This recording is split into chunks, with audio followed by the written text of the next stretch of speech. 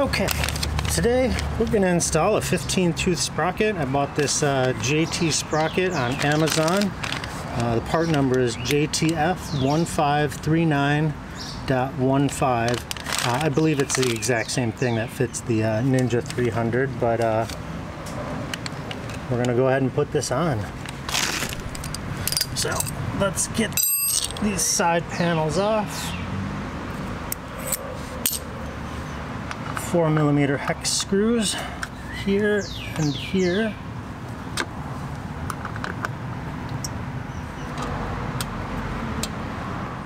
There's also some metal bushings in here. Sometimes they fall out. So it's just those two and then some grommets that just pop out. We're going to remove the cover over the sprocket. It's a 8mm socket.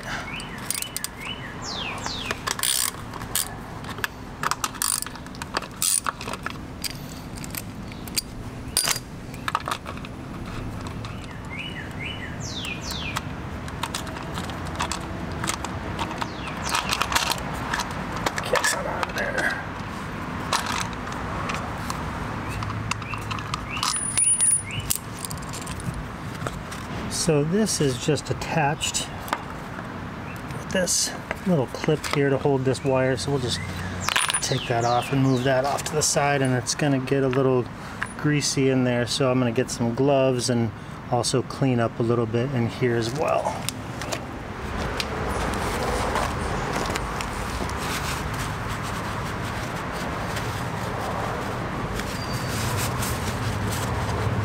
So we need to knock back this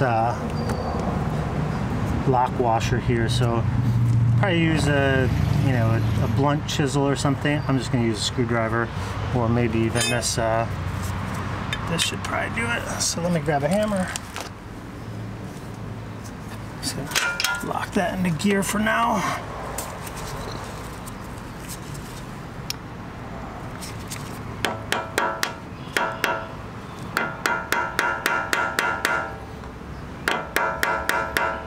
So we need to reuse this, so you don't want to go crazy on it.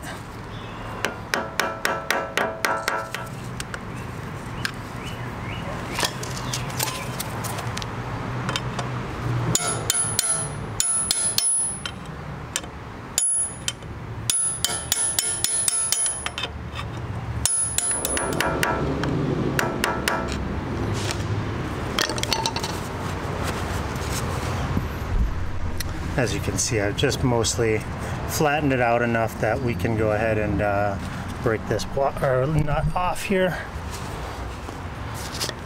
And I believe this is a 27mm. It is. Now at first I was going to maybe wedge something behind the sprocket and the swing arm, but I don't know if that'll let me clear the spokes or not. So I'm gonna try and do this by holding the brake. Let's see if that works. That's probably not going to.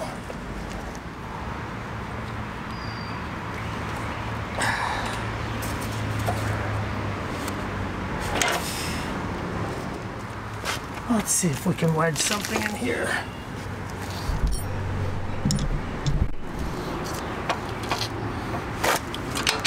Back in neutral. I think I'm going to have to take this shield off a little bit just to... So these are 10mm.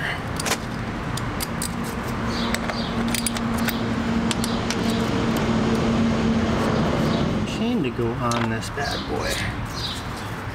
Okay, I didn't find an acceptable way to wedge something in that sprocket without touching a spoke, so I'm going to grab the impact wrench and I'm going to hold this bar in the sprocket and go that route. Way easier.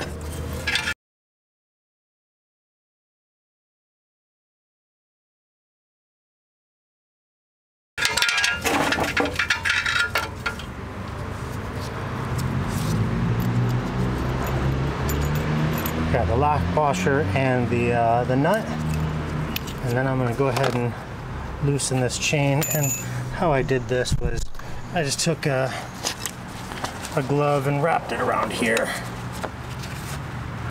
And put it into the sprocket right here and just wedged it there and ran the impact. It doesn't really pull very hard, so you don't have to really worry about this moving, but I couldn't find a way to wedge this all the way through across the swing arm through the sprocket without it kind of touching the spokes, and you don't want it to do that because as you're torquing back on it, it might bend the spoke. I did see that to put it back on, coming through the bottom, I'll be able to wedge this here and not touch any spokes when I torque it down, so that should be fine. Alright, so let's loosen this up. Took out the cotter pin. There's a cotter pin. I always buy new ones. I just grabbed a bunch from the hardware store the same size, so if ever I need to adjust the chain or anything, I've just got some on hand. I think they're, you know, like $1/4 a piece or something. Come on now.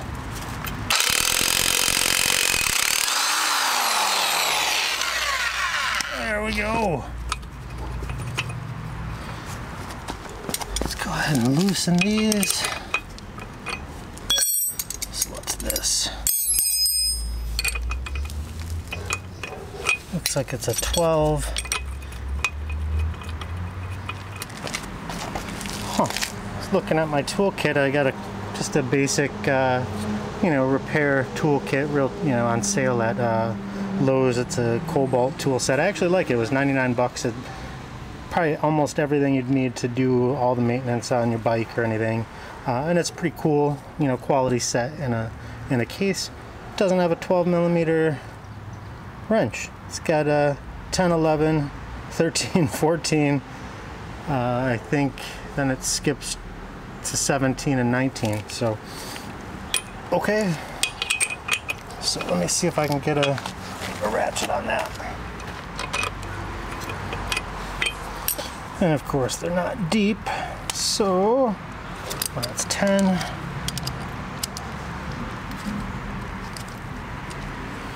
I think I've got a 12mm wrench somewhere, so we'll deal with that at another point. Just gonna loosen these up quite a bit. On this side. Let's see. So it's not deep, so I just kind of have to hold it in there.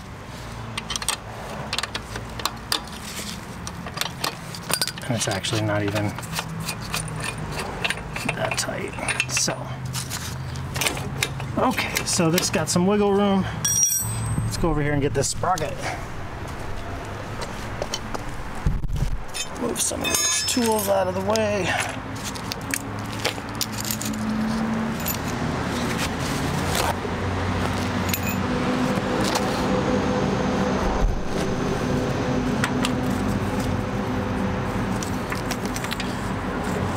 So the one that comes off of here, it's got a rubber damper on it. I didn't see any aftermarket ones, 15 tooth that come with this. So maybe it'll be more vibey than it already is. Who knows? So clean out a little of this gunk in here. Not that there should be a whole lot because I only have, you know, where is this grommet from? There's just a grommet sitting back there. It probably fits up in one of these, so we'll figure that out, where that popped out of. Keep that in mind when you're taking off the side panels, that a grommet could fall off and be back here somewhere.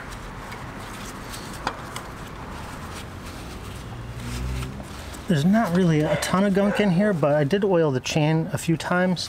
And I mentioned this in another video, but you know, the sprocket, what's that?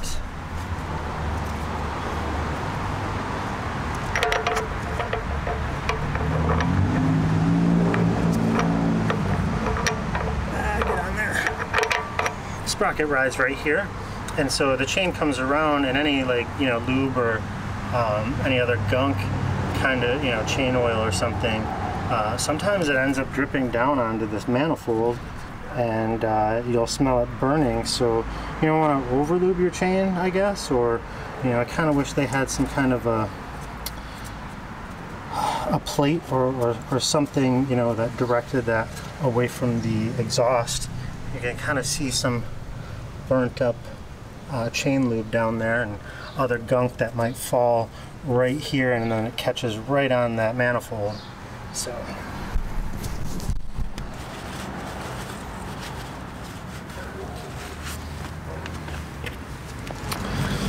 I'm going to grease the sprocket and then the splines and put that on, and then the service manual calls for a 10% solution of molybdenum, I don't even know if I'm pronouncing it right, but moly grease and motor oil, so like a 10-to-1 ratio motor oil to moly grease, and put that on the threads.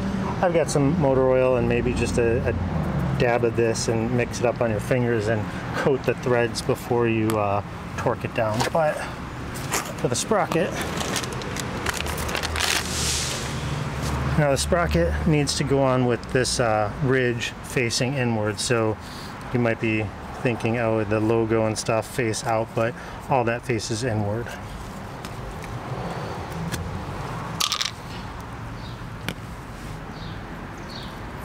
I'm just gonna put some grease in these.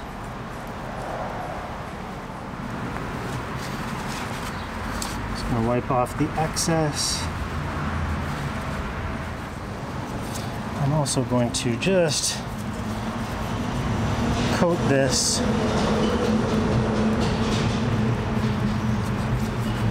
with grease, the whole thing, getting all the inner faces.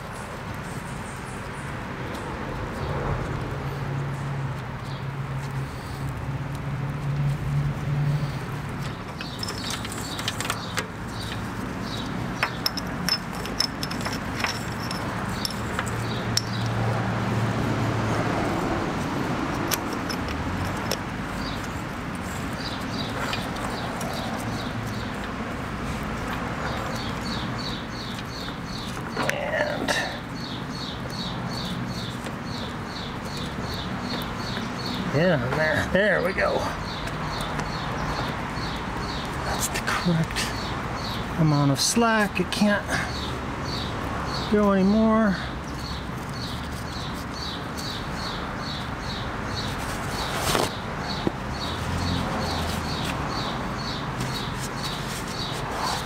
Whew.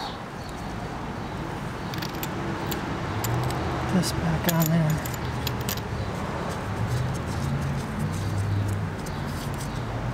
Make sure there's no grit and whatever. Okay.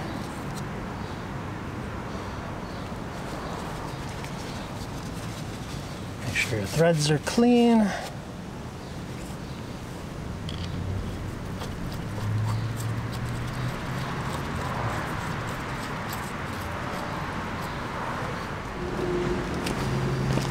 I believe the shop manual says 93.7, and I've just got this not super accurate torque wrench, so we're just gonna go like 93-ish, 94. Now I've got this long breaker bar, and I'm gonna wedge it underneath the swing arm through the sprocket back here.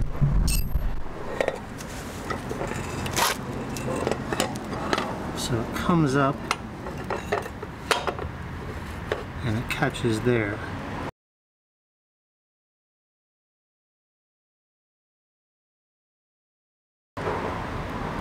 And I'm also going to just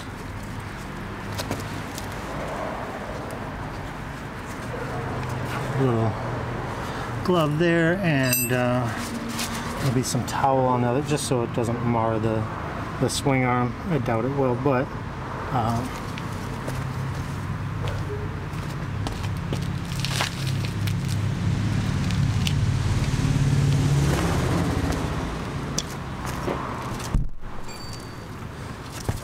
double check that it's not touching any.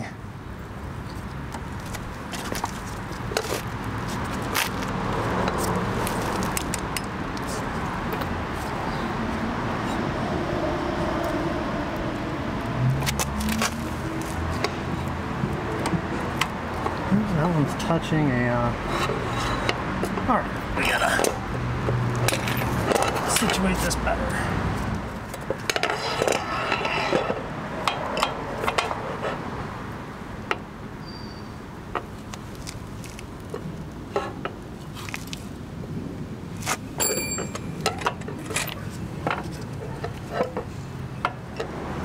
There we go, that's not touching anything.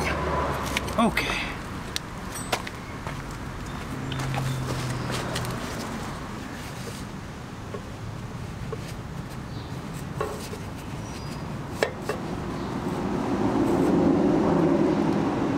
Now, where it's wedged through there and it's not touching any spokes, but it's through the sprocket under both sides of the swing arm.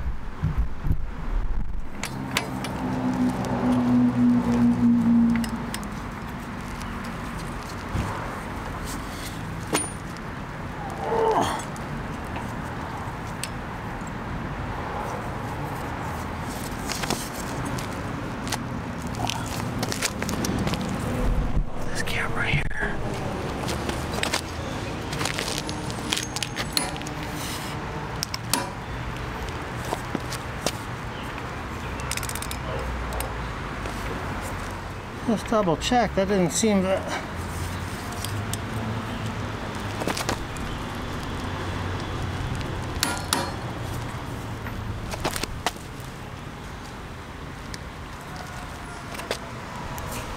Okay.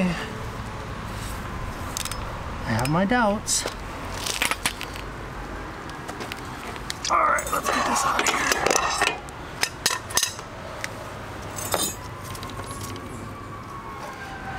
You certainly don't want that coming off, so have trust in your torque wrench.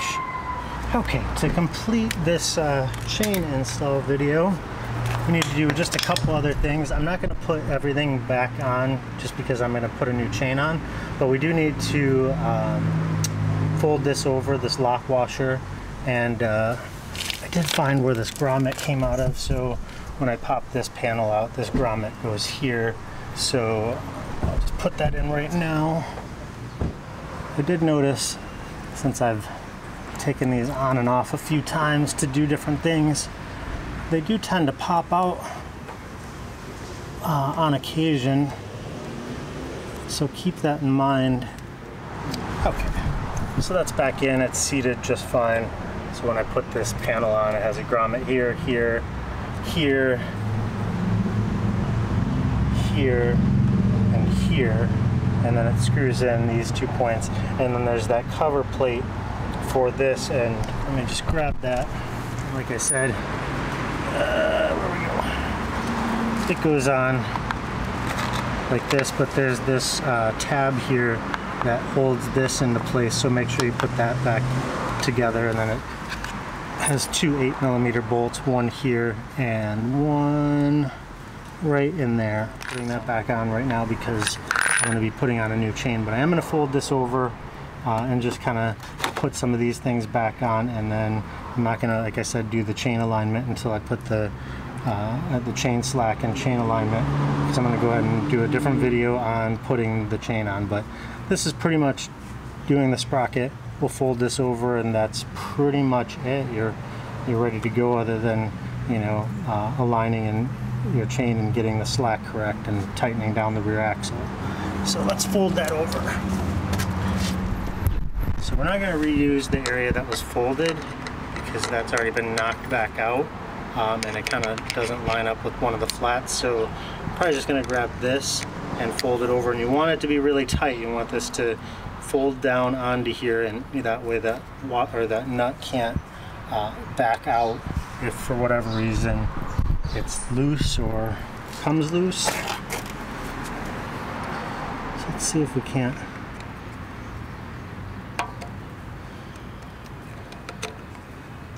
grab grab some of this and fold it down. Let's just give it a notch with a blunt object.